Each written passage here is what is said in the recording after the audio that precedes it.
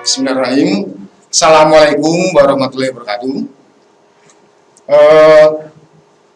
Siswa-siswa SMA Madya Bantul yang pada akhir-akhir ini kita sama-sama mengalami bagaimana pandemi COVID ini ada di sekitar kita. Sehingga bagaimana kita mensikapi, diharapkan siswa SMA Madya Bantul adalah tanggap terhadap posisi seperti ini.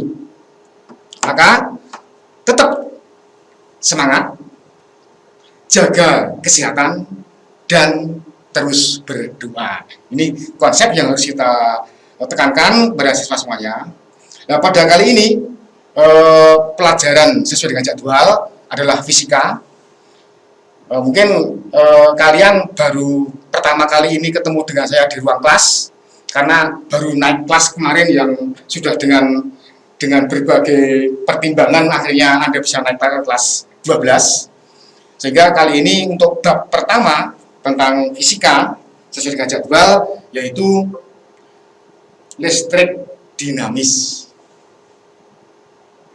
Nah, masalah listrik ini saya kira merupakan sebuah masalah yang ada di sekitar kita. Kita nampaknya sekarang ini tidak mungkin kita hidup tanpa listrik. Setiap detik kita selalu memerlukan yang namanya listrik. Nah, kemudian listrik ini nanti akan kita pelajari, dan hal ini, bab ini juga setiap kelas atau setiap entah itu SD, SMP maupun sekarang SMA itu kelas 1, kelas 2, kelas 3, itu pun semuanya membahas tentang listrik. Begitu pentingnya listrik, karena harus kita pahami dia adalah hal kebutuhan pokok di sekitar kita. Ini maaf, ini by City. Ini memang ini saya peruntukkan untuk kalian semua pada pembelajaran daring ini. Tentang listrik itu sudah dikenal, sudah ide ini atau gagasan ini itu atau sudah tersirat yang sejak dulu dalam Islam itu sudah sangat lekat dengan adanya informasi tentang listrik. Nah, apa yang harus kita capai untuk pelajaran ini? Pertama, Anda atau kalian bisa menganalisis prinsip kerja peralatan listrik. Di rumah Anda mesti ada alat listrik. Maka bagaimana prinsip kerjanya dengan listrik searah, dan bagaimana mekanisme rangkaiannya, ini perlu Anda pahami. Pelajaran ini begitu pentingnya. Kemudian yang kedua, keterampilan atau indikator yang harus kita capai pada pembelajaran ini adalah Anda bisa mempresentasikan hasil percobaan Anda di rumah tentang rangkaian listrik dan prinsip kerja peralatan listrik. Anda di rumah punya lampu, punya TV, kulkas, pompa listrik, medium, semuanya bicara tentang listrik, semuanya listrik. Sehingga bagaimana ini dalam hal untuk merangkai, bagaimana ini kerjanya, kita harus tahu. Kalau kita tidak memahami, akhirnya kita akan salah. Baru memasang TV, begitu di aliran listrik, rusak. Inilah pentingnya kita belajar tentang listrik. Sehingga pada pembelajaran ini, mari kita ikuti, kita belajar bersama tentang adanya listrik. Tentang listrik, tentang listrik itu ternyata sudah sejak dahulu, pada saat beliau Nabi Muhammad ada, beliau menerima wahyu dalam Quran itu sudah ada tersirat tentang apa itu listrik. Jadi maha benarnya Quran teruji sampai hari ini. Pertama, kita lihat di sini. Anda bisa ngecek tadi yang mungkin sudah tadarus tadi pagi. Itu ada cek pada surat Al-Baqarah ayat 19. Di situ sudah jelas sekali artinya tampil bahwa guruh dan kilat yang keseharian kita alami itu juga bicara tentang listrik, di mana listrik bisa berubah menjadi suara. Itu yang ada di sekitar kita, yang terjadi dalam surat Al-Baqarah. Yang berikutnya, ini yang betul-betul mendasar, yaitu surat An-Nur ayat 35. Ini panjang suratnya. Ya, di situ ada pada artinya adalah perumpamaan cahayanya adalah seperti lubang yang tak tembus, yang di dalamnya ada pelita. Pelita itu di dalam kaca, dan kaca itu bagaikan bintang yang cemerlang seperti mutiara. Ini sebuah informasi awal dari adanya listrik yang ini dipelajari secara detail oleh para ahli fisika. Apa itu mutiara yang ada di dalam kaca? Ini maka informasi ini betul-betul menantang para ilmuwan untuk lebih dalam mempelajari hal ini. Salah satunya adalah Anda kenal sekian orang ilmuwan. Yang pertama, ada yang tahu ini fotonya siapa? Mirip toh dengan saya? Ya, mirip lah. Dia juga punya mata dua, hidung juga satu, sama dengan saya. Dia adalah Thomas Alva Edison.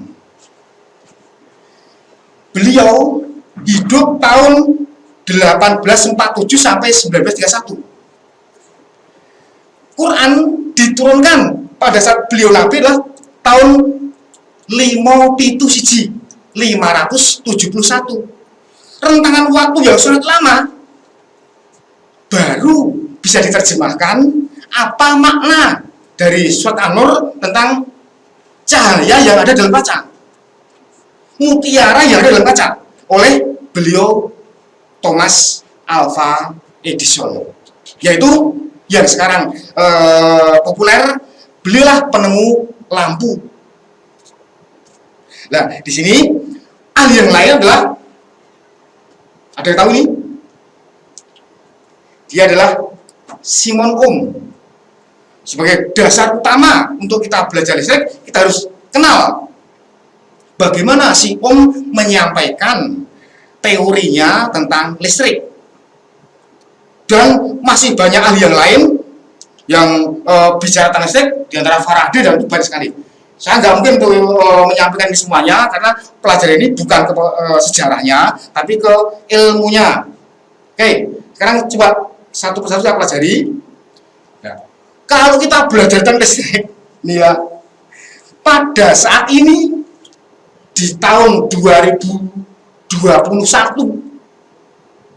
kita tahu bagaimana pencemaran udara di luar karena motor, karena mobil, karena pabrik, sehingga atmosfer di muka bumi ini akhirnya ya cukup memprihatinkan.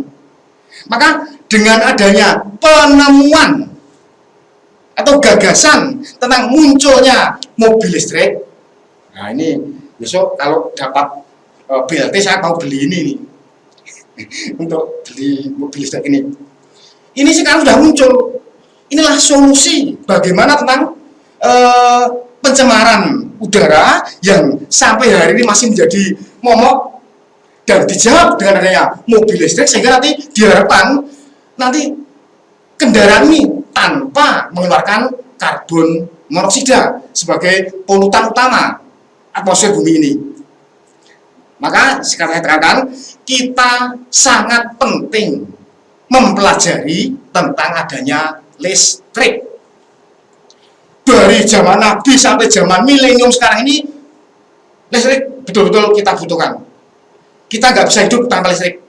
Anda bisa bayangkan, seandainya, ya apabila jika seandainya Thomas Alva Edison dahulu kala tahun 18 itu tidak menemukan lampu, sampai hari ini Anda masih pakai lilin. Dan para ahli tidak mempelajari lebih mendalam tentang listrik, saya kira tidak akan ada mobil listrik. Ini sebuah perkembangan teknologi yang adanya dukungan utama adalah karena listrik. Oke, kita lanjutkan. Untuk yang pertama, tadi saya katakan hukum Ini ya, hukum Dan tadi tokoh sudah sampaikan bagaimana si mengawali pembelajaran atau belajar atau meneliti tentang listrik. Dia ternyata tentang listrik, dia pasti secara detail. Pertama kali dia menelitikan hambatan atau coro kerennya resistor, sehingga lambangnya R bukan H, hambatan atau resistor. Nah, ini contohnya, ini hanya contoh saja, karena hambatan bentuknya tidak harus seperti ini, bermacam-macam bentuknya. Dan hambatan ini adalah beban. Yang saya maksud, lampu, magicom, magic jar, kulkas, TV, itu semuanya adalah hambatan listrik yang secara kompleks sesuai dengan fungsinya. Ini satu poin atau komponen hambatan. Kemudian ternyata listrik jika melewati sebuah hambatan, dia akan bersifat seperti ini, bahwa hambatan suatu penghantar itu sebanding dengan panjangnya dan berbanding terbalik dengan luas penampangnya. Kalau kita membuat kawat untuk merangkai sebuah rangkaian listrik, kita menggunakan kawat yang besar dan yang kecil, luas penampang hubungannya jadi akan berbeda hasilnya. Semakin luas atau semakin besar kawatnya, hambatannya semakin kecil. Semakin kecil kawatnya, hambatan semakin besar. Inilah yang dikatakan berbanding terbalik. Nah, hal ini penemuan si ini disampaikan, kemudian dilambangkan secara matematis, yaitu R. Ada hambatan, mengapa R? Ada dari kata resistor, adalah berbanding terbalik dengan A, itu disebut L per A. A-nya adalah luas penampang dari kata areal. Kemudian L-nya adalah dari kata long. Jadi rho sama dengan L per A, sesuai dengan kalimat tadi, berbanding terbalik dengan antara panjang dan luas penampangnya. Ada faktor yang perlu diperhatikan, yaitu rho. Lambangnya seperti itu, rho. Rho ini adalah sifat hambat jenis kawat. Jadi kawat itu yang bahannya tembaga, bahannya mungkin bisa emas, bahannya bisa menjadi aluminium, bisa besi, itu mempunyai hambatan yang berbeda-beda.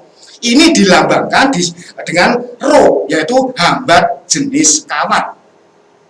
Karena hambat jenis ini sangat menentukan bagaimana hambatan dari kawat penggantar tersebut. Logikanya begini, jalan itu dipakai untuk lewat sepeda motor dan kendaraan yang lain.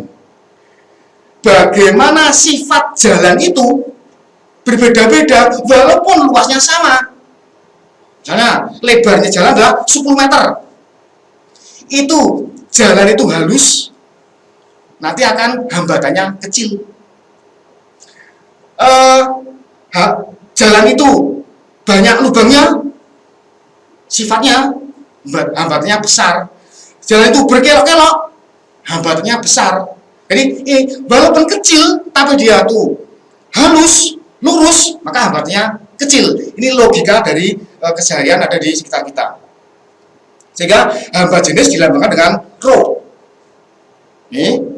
Kemudian keterangannya ini R itu hambatan atau resistor, yang satuannya ohm. Ini lambangnya dari sana seperti itu, huruf Yunani Latin tuh kan itu.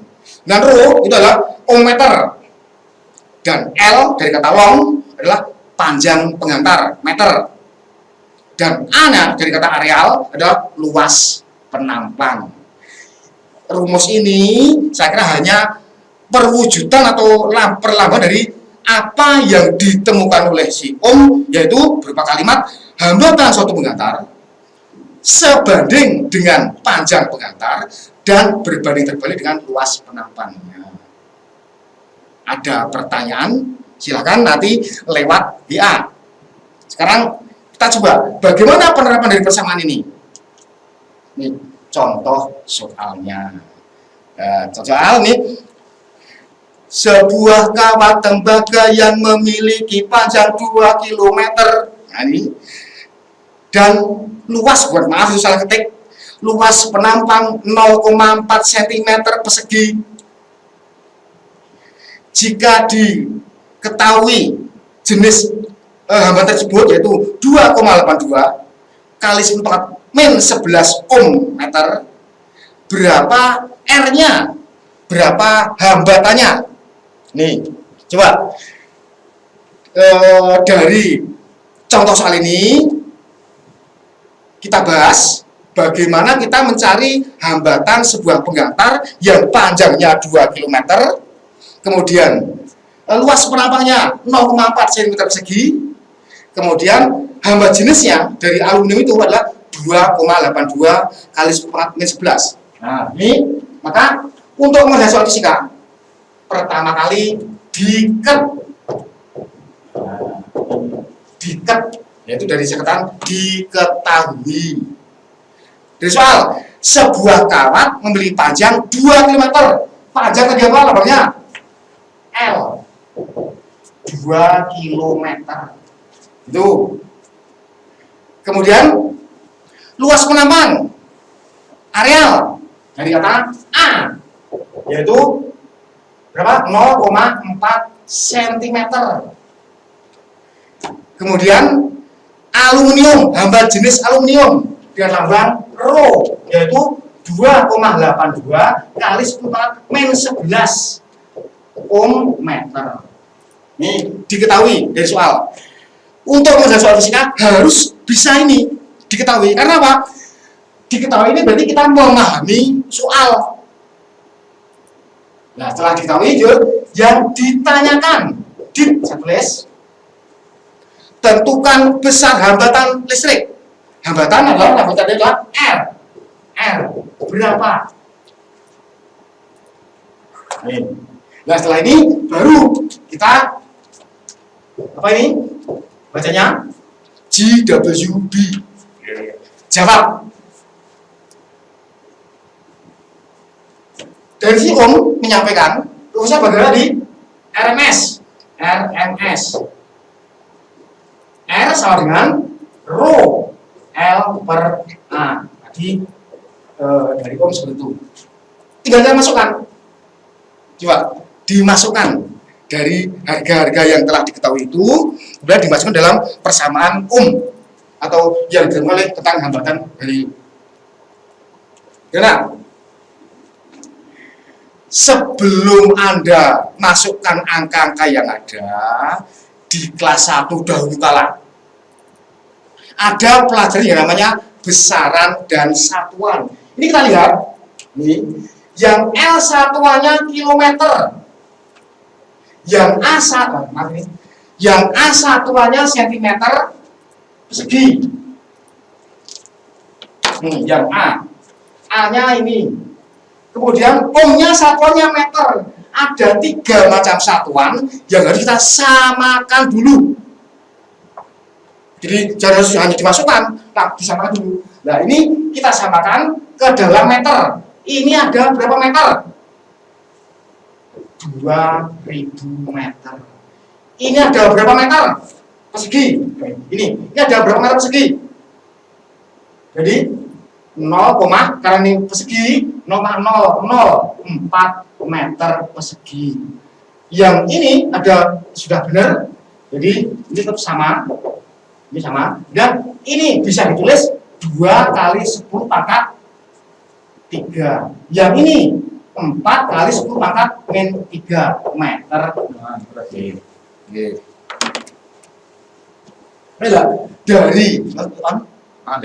Dari angka-angka ini baru bisa kita masukkan ke dalam persamaan karena satuannya sudah sama dengan meter.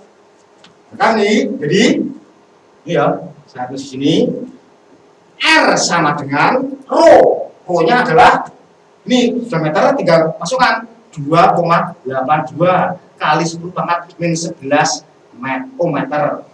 Ohm meter kali L. L-nya lihat itu 2 kali 3 meter per A-nya 4 kali 10 pangkat 10⁻³ meter persegi. Itu. Kemudian ini silahkan diberi hasil sendiri. Tinggal ngitung. Hanya teori kita selesai dan ini tinggal lagi berapa hasilnya, silahkan dihitung sendiri. Oke, ini tentang hukum yang ada hubungannya dengan hambatan. Ya, nanti tolong diselesaikan. Ini tinggal ngitung. Ini bagaimana ini ya, silahkan. Jadi untuk latihan hitung pemanasan di rumah sudah lama nganggur, nggak digunakan keterampilan menghitungnya, coba ini dihitung sendiri di rumah. Kemudian untuk berikutnya,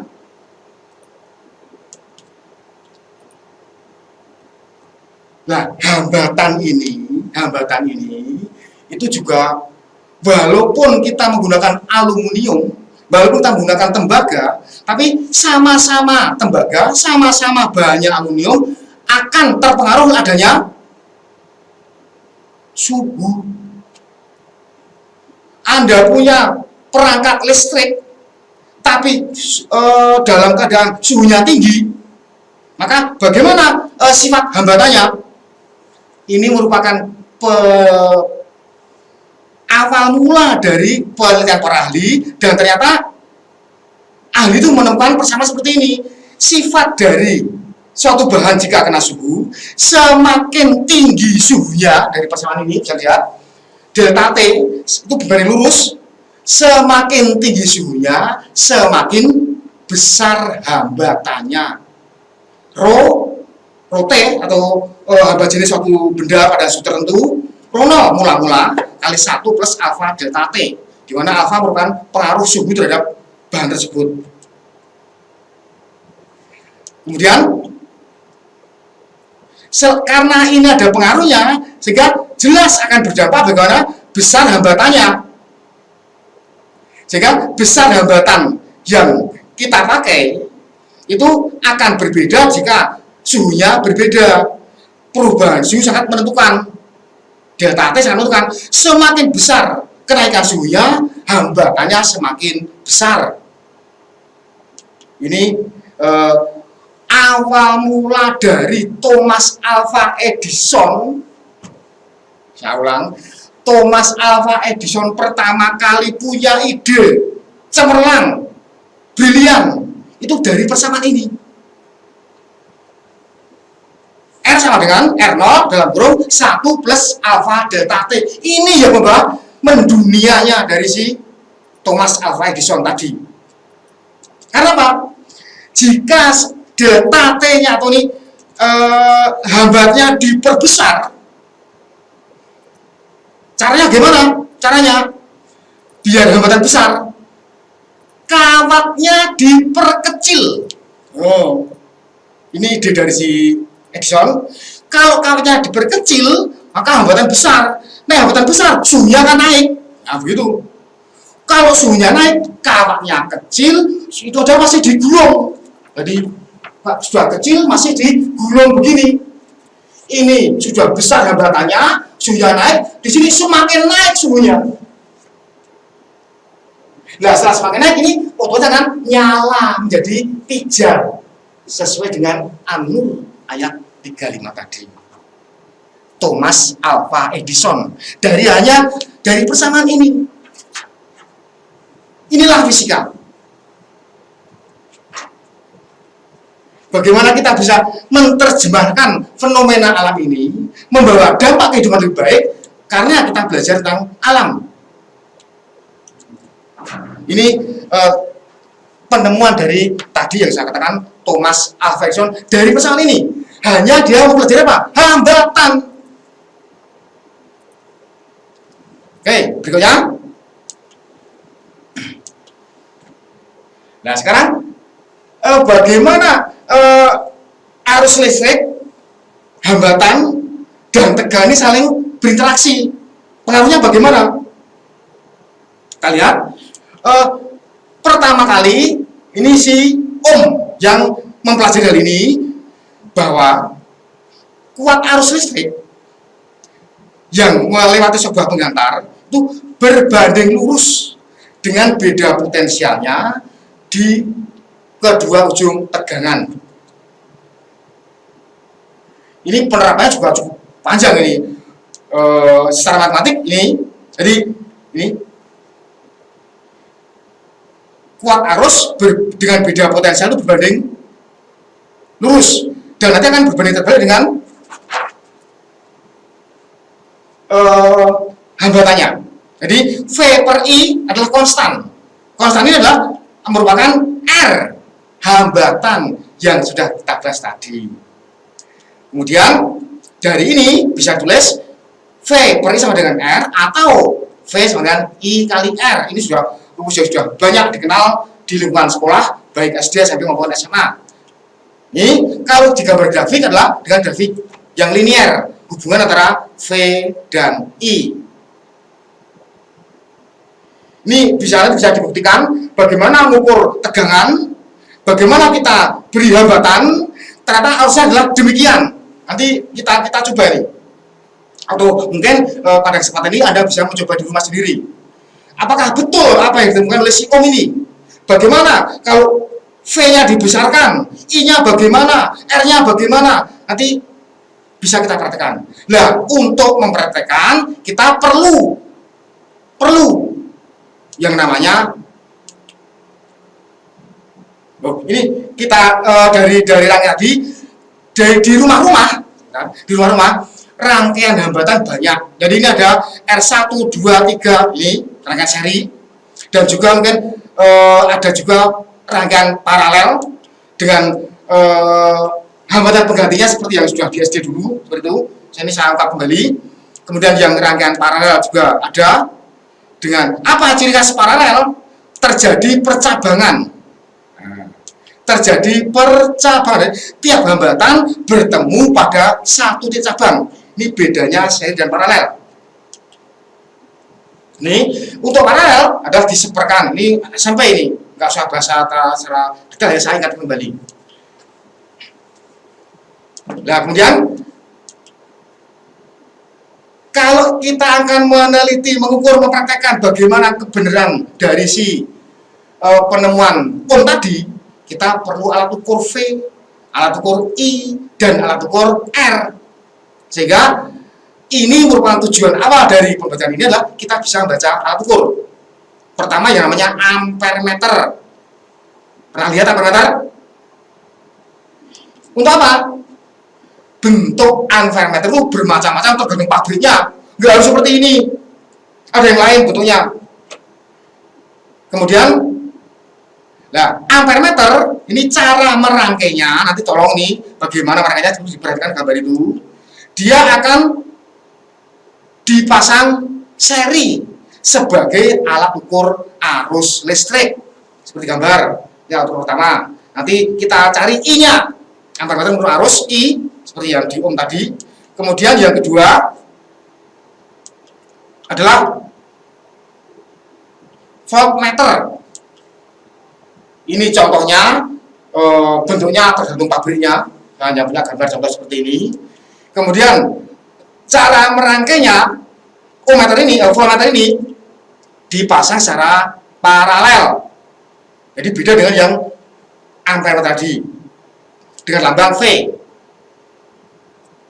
Kemudian yang ketiga, ini alat ukur yang harus kita kuasai dalam persiapan praktek adalah multimeter. Multi, banyak. Sehingga ini bisa untuk ukur ampermeter, bisa berfungsi sebagai voltmeter, dan bisa sebagai ohmmeter, alat pengukur hambatan. Ada dua model, yang satu digital, yang satu manual. Itu contoh itu, dan bentuknya juga tergantung pabrik. Kemudian ini bisa berfungsi tiga-tiganya, voltmeter, tinggal mengubah tombolnya itu, kita mengukur apa. Ini tentang alat ukur. Nah, setelah kita punya alat ukur, kita baru bisa mengukur bagaimana kebenaran dari teori Om tadi. Oke, sekarang kita coba. Masih ingat nggak bagaimana untuk mencari, menentukan hambatan pengganti dari rangkaian yang seri paralel tadi? Ini pelajaran SMP. Pernah SMP loh? Nah, maka ini soal latihan. Analisalah rangkaian hambatan berikut ini dan tentukan hambatan penggantinya. Yang pertama, nomor 1. Ini gambarnya. Nah, dari gambar ini, caranya saya kira SMP dulu mungkin bermacam-macam cara menerangkan. Monggo, silakan yang masih ingat guru fisikanya SMP dulu gimana untuk menyelesaikan rangkaian hambatan ini. Ini ya. Nah, ini bisa dari itu. Maka langkah pertama yang paling mudah adalah kita cari yang satu atau yang satu macam. Contoh itu yaitu R234 dan R5. R234 dan R5 saya gambar dulu rangkaiannya. Ini kemudian ini kemudian ini. Nah, ini. Ya, oke, gini. Ada 4. Maka yang ini R ini R235. Ini dan di sini R5. Di sini R5. R5 ya. Ya, ini R1. Yang ini R6. R6. Nah, untuk menyelesaikan ini yang kalau R5 dengan R2, R5, R235 dengan R5, maaf, ini adalah secara seri. Karena apa? Tidak ada percabangan, ini hanya belok saja, nggak cabang. Maka kalau ini belok, nggak cabang, bisa kita satukan secara seri, ditambahkan berapa harganya nanti itu sendiri. Ini menjadi seperti ini. Nah, ini R yang tadi saya katakan gantinya dari R235 dan R5. Kita sebut saja RA gitu. Nah, sekarang RA dan R6 ini ada cabang. Oh, berarti itu paralel. Nah, maka diseperkan. Setelah ketemu R5, R6 diparalelkan, kita ganti satu R. Ini namanya kan RB. Misalnya. Nah, R1 dan RB adalah secara seri, karena tidak ada cabang. Maka ini sudah menggunakan RP, yaitu R1 seri dengan RB. Dan seterusnya. Itu nanti dihitung sendiri di rumah. Ini saya yakin Anda masih ingat dulu pelajaran SMP. Oke? Sekarang yang kedua, ini nomor 2. Untuk latihan sendiri, bagaimana menganalisa rangkaian ini dan tentukan hambatan penggantinya. Oke ya. Nah, saya kira itu untuk kesempatan kali ini pembelajaran fisika. Sekali lagi saya sampaikan bahwa fisika itu penting. Listrik itu selalu ada di sekitar kita. Yang hal ini harus kita tahu, harus kita pelajari untuk ya semuanya demi kemajuan, demi kehidupan kita sendiri. Itu ya. Oke. Dan saya akhiri sekali lagi silahkan untuk belajar di rumah. Kemudian ini masih kita dalam suasana pandemi COVID, sehingga jaga kesehatan, tetap semangat dan terus berdoa. Assalamualaikum warahmatullahi wabarakatuh.